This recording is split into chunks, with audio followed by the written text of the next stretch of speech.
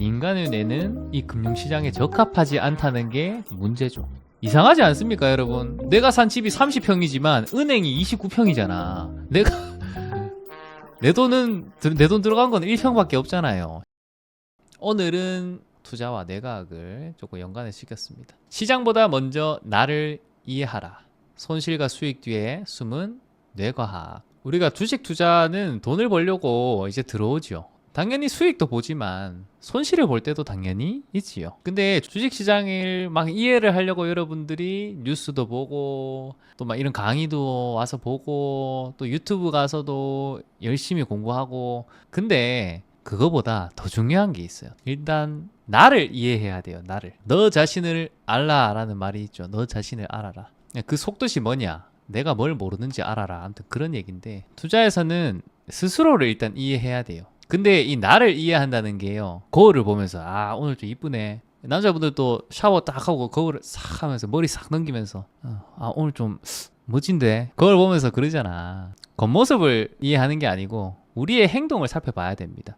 투자는 뇌와의 싸움이라고 할 수 있습니다. 우리가 뇌를 통제하는 것 같지만 뇌가 먼저 움직여서 내 행동을 통제하는 경우가 대부분입니다. 투자는 합리적인 결정의 연속이라고 생각을 하죠. 그래, 내가 이 회사 기업 분석 잘하고 이 회사가 싼지 안 싼지 가치 분석도 잘했어, PER, PBR 잘 봤어, 매우 이성적으로 잘 한다고 생각을 하지만 실제로 영향을 많이 미치는 거는 우리의 감정이랑 우리의 본능이에요. 이거를 이기는 게 우선입니다. 이것만 이기면 거의 절반은 여러분들이 이겼어요. 그러니까 스스로랑 싸우는 거예요. 실제로 투자 실패하시는 분들의 80% 이상이 잘못된 심리 반응 때문에 일어나요. 팔면 안 되는데 싸게 팔아버리고, 사면 안 되는데 저 위에 막 비쌀 때 사버리고. 그렇죠, 우리가 해보면. 근데 그게 내가 하려고 하는 게 아니고 심리적으로 그렇게 반응이 오는 거예요. 뇌에서 그렇게 명령을 해버리니까 나도 모르게 끌려가 버리는 거야. 이거는 어디에서든지 발생이 됩니다. 그러니까 투자하는 내내 여러분들 이런 현상을 만나게 돼요.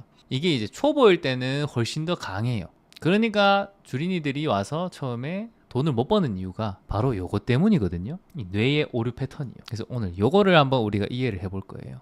왜 이걸 알아보냐? 나 자신을 알아야지 투자에서 승리합니다, 여러분. 근데 나 자신이 뭐냐? 내 뇌예요, 결국에는. 나중에 진짜 AI 시대가 돼가지고 로봇에 이식이 된다. 그러면 사람 뇌만 똑 떼가지고 턱 넣으면 거의 비슷하게 갈 거야. 투자자의 뇌에서 이제 어떤 일들이 일어나나 그거를 한번 살펴볼게요, 여러분. 일단 편도체라는 데가 있어요. 이 편도체가 공포를 느껴요, 얘가. 그러니까 여러분들 왜 하락장 오면 요때 있잖아요. 요때 기억나요? 코스피 대하락할 때. 요때 21년 고점 치고 요때.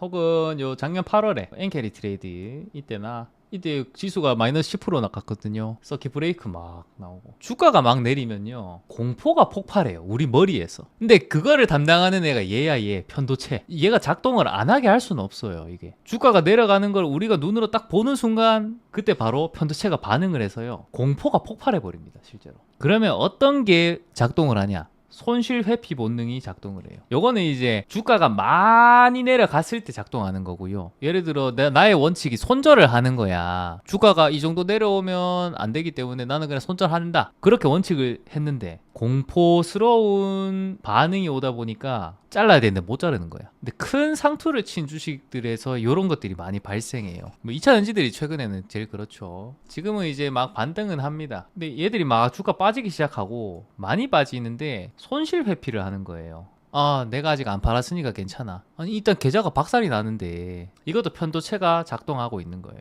그런 경우도 있죠. 막 진짜 완전 바닥인데 뉴스가 엄청나게 시끄럽고 해서 싹 팔아버리는 그런 경우. 그것도 여러분 공포, 저 편도체가 작동해서 그런 거예요. 예를 들어서 뭐 카카오 같은 경우도 코로나의 대장이었죠, 얘가. 카카오도 보면 코로나 때 엄청 빠졌었어요. 얘 봐봐, 얼마나 무서워. 38,000원 한 애가 25,000원 왔어요. 시급하죠, 이거는. 특히 요 마지막 패닉 2단계에서 마이너스 9%까지 빠지네. 엄청난 패닉이죠. 공포스럽죠.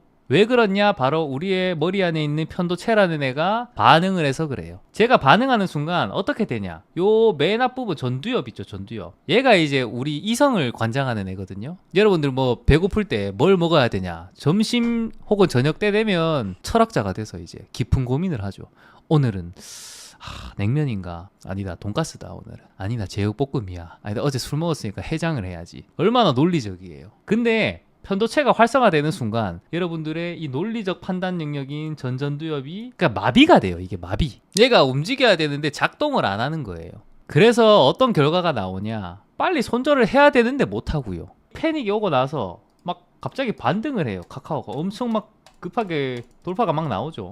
빨리 잡아야 되거든요, 이런 거는. 근데 못 잡아. 왜?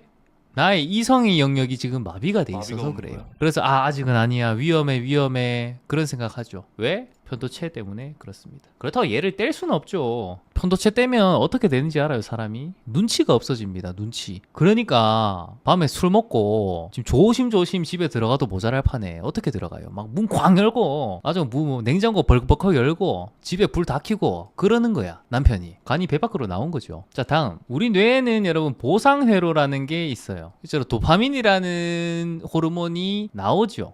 이게 언제 나오냐? 여러분들이 뭔가 짜릿한 성취감을 얻었을 때. 근데 주식에서는 여러분들이 수익을 얻었을 때요. 도파민이 나옵니다. 이 도파민이라는 거는요, 일종의 쾌락이죠. 쾌락을 느끼게 하면서 이 사람이 살아가는데 올바른 과정을 거쳐서 뭔가를 성취했어. 거기서 도파민이 나와. 그러면 그거를 계속 반복하겠죠? 그렇게 삶이 윤택해지고 좋은 방향으로 흘러가면 참 좋은 거예요. 근데 문제는 주식에서 수익이 나면요, 우리 뇌에서는 도파민이라는 물질이 나와요. 이게 우리 몸에 짜릿함을 주거든요. 짜릿하고 말면 돼. 근데 뇌는 도파민이 나온 행동 있죠. 이거를 같은 행동을 반복하도록 신호를 보냅니다. 우리 짜릿했잖아, 한 번만 더 해줘. 뇌가 계속 우리한테 보채요. 그러니까 우리도 지나친 매매, 그러니까 단기 투자를 하게 되면 여러분 잘하면 돈을 벌어요. 근데 단기 매매는 매매가 잦다 보니까 이게 수익이 벌리는 빈도가 잦을 거 아니에요.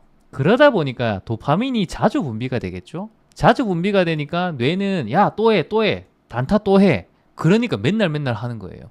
주식을 쉬어야 될 텐데 중독이 돼서 계속 하는 거예요. 그 마약이랑 똑같은 겁니다, 실제로. 특히 어디서 발생을 하냐? 계속 어쨌든 뭐 매매를 한다고 칩시다.